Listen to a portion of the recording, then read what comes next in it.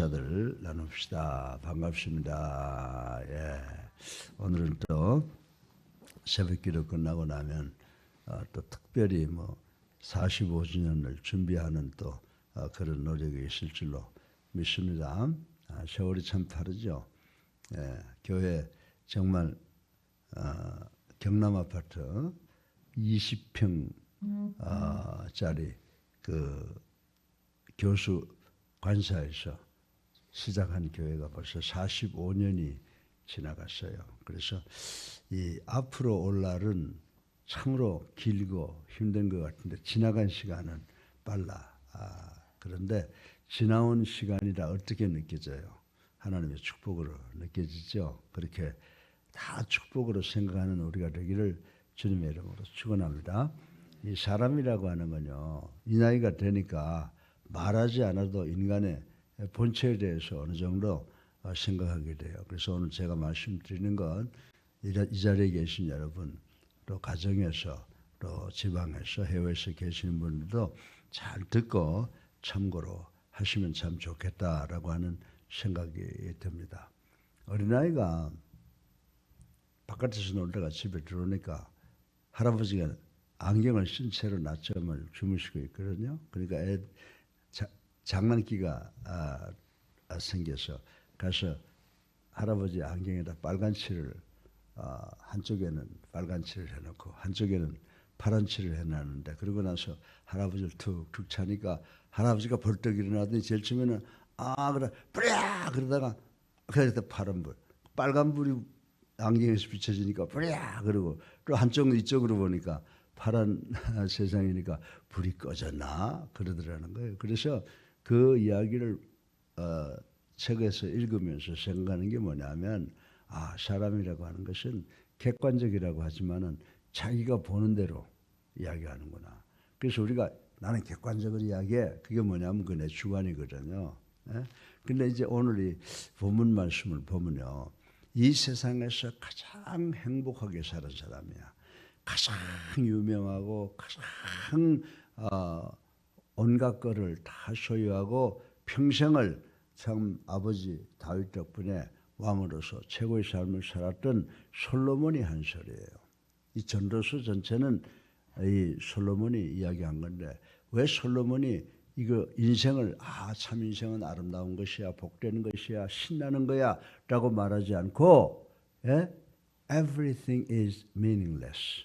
모든 것이 헛되고 헛되니 헛되다 라고 이렇게 절망적인 고백을 했느냐라고 하면, 이 인생을 살아가면서 아무리 좋은 삶을 산다고 하더라도 거기에 나쁜 데가 있고 실패가 있으니까 그 실패를 교훈 삼아서 하나님을 잘 믿어라. 이 세상에는 하나님밖에 계시지 않는다라고 하는 것을 가르치기 위해서 이 전도서를 썼다고 전도서를 읽어보면 생각이 들고, 이것도 제 주관이지만은 모든 사람이 다 그렇게 느낀다고 그럽니다. 그래서 오늘 저는 정말 솔로몬이 자기가 느껴보지 못한 거예요.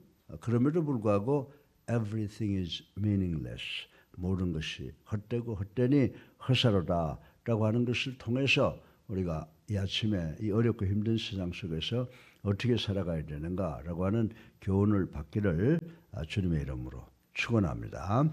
그래서 우리 인간들의 수많은 아름다운 시들이 있잖아요. 거기에 보게 되면 인생은 한 조각 뜬 구름이 일어남과 같은 것이요, 죽음은 그 구름이 사라지는 것과 같다. 이렇게 내용이 있는 시가 있는 것을 한번 읽어볼 수가 있습니다. 이 시는 마치 찰나와 같은 인생의 그 짧음과 무상함을 잘 비유한 시다, 이렇게 말씀을 드릴 수가 있습니다.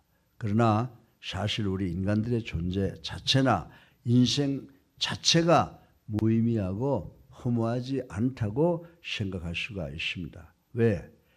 모든 것 우리는 성경에 의지해서 성경이 말하는 것은 말하고 성경이 잠잠한 것은 잠잠한데, 여러분들이 창세기 1장 27절에 보면요, 우리 인간이 누구의 형상으로 지어졌어요?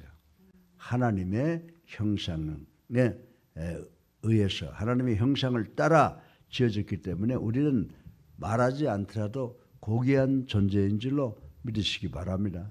하나님이 이 세상에 우리를 다른 건 짐승의 모양으로 다 지었지만 우리는 당신의 모양대로 지었다라고 하는 그 자체 하나로 우리는 어떤 존재라고요?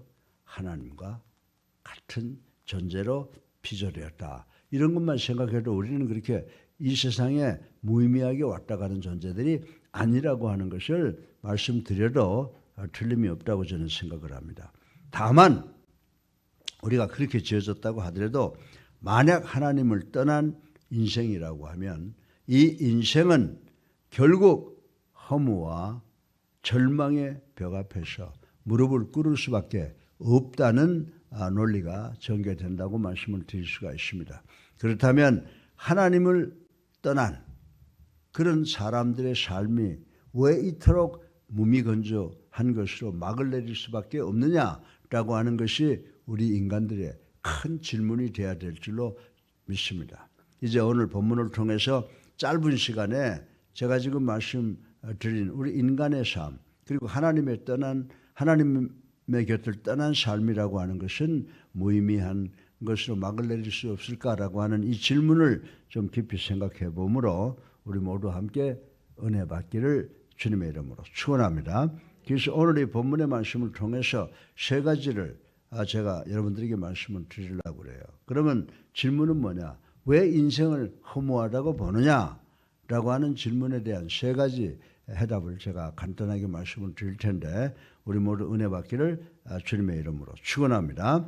여러분들 이 세상에서 우리가 살고 우리가 손을 놀려서 그리고 발을 유지해서 우리가 세상 여러 곳을 다니며 수고하고 일하고 있습니다. 그런데 이런 모든 것이 세속적 수고와 노력이 아무 유익이 없다고 성경은 이야기를 하고 있습니다. 그래서 일찍이 사도 바울은 로마서 8장 20절에 이런 말씀을 하셨잖아요. 피조물이 허무한데 굴복하는 것은 자기의 뜻이 아니요 오직 굴복하게 하시는 이로 말미암았느니라. 아멘. 이 말씀의 의미가 뭡니까? 이 말씀을 다른 각도에서 비추어 보면 부패한 세상은 인간에게 실질적으로 아무런 유익을 줄 수 없다는 말씀인 줄로 믿으시기를 주님의 이름으로 축원합니다. 이 세상이 아무리 과학적으로 문학적으로 참 발전되고 좋게 보인다고 하더라도 하나님을 떠난 세상은 부패한 세상이라고 성경은 이야기를 하고 있습니다. 더욱이 하나님을 떠난 이 세속적 우리의 수고가 인간의 생사를 해결하거나 영혼을 구원해 줄 수 없다고 성경은 우리들에게 이야기를 하고 있다라고 하는 것입니다. 우리가 아무리 노력해도 아무리 수고해도 이 세상의 노력과 수고는 우리의 생사를 해결하거나 우리의 영혼을 구해줄 수 없다고 성경은 우리들에게 이야기를 해주고 있습니다. 이러한 사실은 우리가 3절을 읽어봐도 그렇습니다. 다시 말해서 하나님의 세계와 대조되는 해 아래의 세계, 곧 제약된 세상에서의 일체의 인간의 수고와 노력은 무의미한 나락으로 전락될 수밖에 없다고 하는 것을 말씀하고 있는 것을 우리는 읽어볼 수가 있습니다. 그럼에도 불구하고 하나님을 떠난 인간들은 인간의 노력과 수고를 통해서 안위와 자족을 얻으려고 그러는 거예요. 아이고 뭐 하나님 없이도 내가 지금 이렇게 노력하면 노력의 결과로 잘 먹고 잘 살 수 있을 거야 라고 하는 것을 생각하고 안위와 자족을 얻으려고 하는 것이 인간의 본성이라고 성경은 지적을 하고 있습니다. 더욱더 불행한 것은 우리 인간들이 자신의 업적과 공로를 통해서 마치 인생의 근본 문제와 영혼의 구원 문제를 해결받을 수 있다고 오산을 하고 있다는 것이 사실이다라고 하는 것입니다. 사랑하는 성도 여러분, 그러나 우리가 분명히 한 가지 명심해야 될 것은, 기억해야 될 것은 하나님을 떠난 가운데에서 이루어지는 인간의 모든 수고와 노력은 결국 우리의 죄짐을 더욱 가중시켜 영혼의 사망의 폭우에 정박하게 할 뿐이라는 사실을 우리는 알아야 되는 줄로 믿으시기 바랍니다. 그러므로 우리 성도들은 보다 복스러운 생활을 위해서 부지런히 선한 일선을 움직여야 돼요. 하나님이 우리에게 주신 우리 모든 육체를 이렇게 제가 생리학적으로 보면 조그만 육체의 기관도 다 거기 목적이 있어 만들어진 거예요.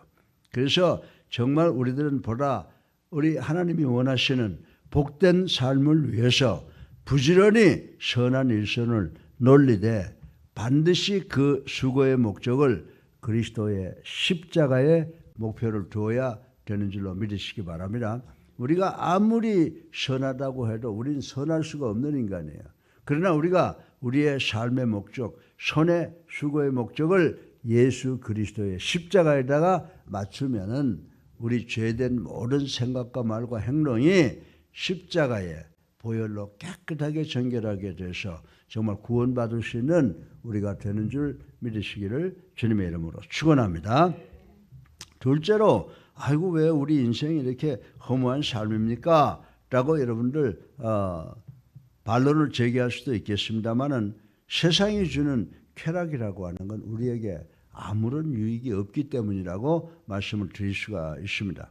여러분들 고대 히랍 철학 사조 중 쾌락주의라는 게 있었어요. 예. 그런데 이 주장을 믿는 사람들은 뭐냐 하면 노세 젊어 노세. 인생에 있어서 가장 중요한 건 쾌락인데 이 인생의 참된 의미를 어디에서 찾으려고 했던 것이냐. 쾌락을 통해서 찾고자 했기 때문에 그들을 가리켜서 쾌락주의자들이라고 부르게 되는 것입니다. 그리고 요즘에는요, 미국에 가면요, 또 소위 그 religion of sex라는 게 있어가지고 섹스교라는 게 있어요. 그 섹스를 통해서는 쾌락, 그것을 통해서 구원과 자유를 얻겠다고 생각하는 또 무리들이 없지 않아 있다라고 하는 것을 우리는 잘 알고 있는 것입니다. 사랑하는 성도 여러분, 이렇게 하나님의 곁을 떠난 자는 대부분 뭘 통해서 만족을 얻으려고 그래요? 쾌락을 통해서 만족을 얻고자 한다라고 하는 것입니다. 또한 그들은 쾌락을 통해서 삶의 진지한 문제를 회피하거나 희석시키고자 하며 인생의 짐에서 해방되고자 한다라고 하는 것입니다. 그런데 오늘 본문의 저자가 누굽니까? 본문의 저자가 다윗의 아들 솔로몬, 정말 온갖 부귀영화를 다 가지고 있고 이스라엘을 다스리고, 그때 이스라엘의 국력이라고 하는 것은 대단했어요. 그래서 쾌락의 상징 그러면 솔로몬을 생각할 수가 있는데 이 솔로몬도 한때는 쾌락에 젖어 있었습니다. 근데 그가 살던 것을 우리가 살펴보게 되면 상어로 만든 궁, 기름진 포도원, 엄청난 금은보화와 악기로 유흥을 돋구며 수많은 처첩을 두고 육신의 정욕, 육신의 쾌락을 따라서 살았던 것 우리가 잘 알고 있습니다. 전도서 2장 4절로 8절까지 보면 그 말씀이 구체적으로 기록이 되어 있습니다. 우리가 말로 표현하자면 솔로몬은 자신의 쾌락의 기호를 모조리 다 만족시켰음에도 불구하고 또 마음에 드는 모든 것을 소유함에도 불구하고 또 그리고 육체적으로 만족한 삶을 살아봤음에도 불구하고 솔로몬은 everything is meaningless, 모든 것이 허사다라고 이렇게 표현을 하고 있는 것입니다. 그래서 전도서 1장 8절에 가보면요, 솔로몬이 말년에 이제 죽음을 앞에 두고 있을 때에 토로한 고백은 다름이 아니라 이 쾌락의 허무, 내가 건강하고 내가 젊었을 때 내가 가지고 있는 소유를 통해서 권력을 통해서 모든 필요한 것들을 다 느끼고 행복하다고 생각을 했는데 그 모든 것이 다 쾌락이라고 하는 것이 허무다라고 말을 하고, 다시 말해서 인간의 정욕이라고 하는 것은 끝이 없다 이렇게 말을 했습니다. 그리고 여러분들 우리가 잠언 27장 20절에 보게 되면 눈에 보이는 것은 절대로 인간에게 안식을, 평안을 줄 수 없다라고 이렇게 표현한 부분을 우리는 읽어볼 수가 있습니다. 사랑하는 성도 여러분, 그렇습니다. 육체의 정욕과 안목의 정욕과 이생의 자랑은 인간에게 순간적인 도피처가 될지는 모르겠습니다. 그러나 이 육체의 정욕과 안목의 정욕과 이생의 자랑은 인간의 죄의 짐을 풀어놓고 영혼의 탓을 내려놓기에는 전혀 적합하지 않은 것임을 명심하셔야 되는 줄로 믿으시기 바랍니다. 그래서 우리의 죄의 짐을 풀어놓고 영혼의 탓을 내려놓을 수 있는 곳은 오직 한 곳, 갈보리 언덕 예수 그리스도의 십자가임을 명심하시는 우리 예수랑교회 성도님들 되시기를 주님의 이름으로 축원합니다. 그래서 우리가 예수 그리스도의 재림을 그렇게 간절히 원하고 기도하는 거예요. 그리고 말씀대로 따라 살지 못하지만, 완전히 살지 못하지만 말씀 따라 살기 위해서 노력하는 것은 재림에서 오실 때 그 예수님을 맞이할 수 있는 우리가 되기 위한 준비인 줄로 믿으시고, 어렵고 힘들더라도 예수 믿는 일에 최선을 다하는 우리 예수랑교회 성도님들 되시기를 주님의 이름으로 축원합니다. 셋째로 마지막으로 왜 이 부귀영화를 다 누린 솔로몬의 인생을 허무하다고 그랬느냐. 우리의 인생이 허무한 이유는요, 세상에서 우리가 추구하는 모든 것이 다 뭐예요? 죄의 종이기 때문인 줄로 믿으시기 바랍니다. 그래서 하나님을 떠난 자의 삶이라고 해도 나름대로 선한 원칙을 정해놓고 그것을 추구하며 때로는 많은 이들을 유익하게 할 수도 있습니다. 그렇다고 하더라도 영적으로 볼 때 하나님을 떠난 자의 삶은 무의미한 것이니 그 삶의 결국이 사단에 사로잡혀 그의 종노릇 하는 것이기 때문이라고 말씀을 드릴 수가 있습니다. 요컨대 세상 인간들은요, 어둠에 속해 있어요. 요한복음 1장 5절에 보면 세상에 속한 인간들은 어둠에 속해 있다고 분명히 선포하고 있습니다. 그리고 요한복음 3장 18절에 보면 예수를 구세주로 살아계신 하나님의 아들로 영접하지 않는 자들은 심판을 받은 자들이다, 이렇게 말씀하고 있는 것을 우리는 기억할 수가 있습니다. 더 나아가서 마지막 날에 하나님의 대심판 앞에서 육체는 물론이거니와 영혼도 죽임을 당할 것인 바 이 어찌 죄인들의 삶이 무의미로 막을 내린다 라고 말씀드리지 않을 수 있습니까? 성경 말씀이 그렇게 말씀하시니까 저는 따라서 말씀을 드리는 것입니다. 사랑하는 성도 여러분, 인생은 이생이 아니에요. 그래서 인생을 가리켜서 일생이라고 그러는 거예요. 그래서 인생은 단 한 번밖에 살지 못하는, 여러분들 시골 같은 데 가면요, 오래된 고가가 지붕 위에 이렇게 풀들이 나 있잖아요. 그래서 정말 한 번밖에 살지 못하는 우리의 인생은 단지 지붕 위에, 빈집에, 폐허의 지붕 위에 나 있는 풀과 같은 존재일 뿐이다. 이거는 이강평 목사의 말이 아니라 베드로 사도가 베드로전서 1장 24절을 통해서 이야기를 하고 있습니다. 그리고 이사야서 2장 22절에 보게 되면 우리 인간의 삶은 참으로 무의미하고 가치 없는 존재라고 규정을 하고 있습니다. 사랑하는 성도 여러분, 그렇다고 우리에게 소망이 없습니까? 아니죠. 그러나 우리가 겸손히 예수님을 나의 구주로 살아계신 하나님의 아들로 믿고 하나님만 바라볼 때 세상을 바라보던 내 삶이, 무가치한 내 삶이 참된 가치와 의미로 변화되는 줄로 믿으시기를 주님의 이름으로 축원합니다.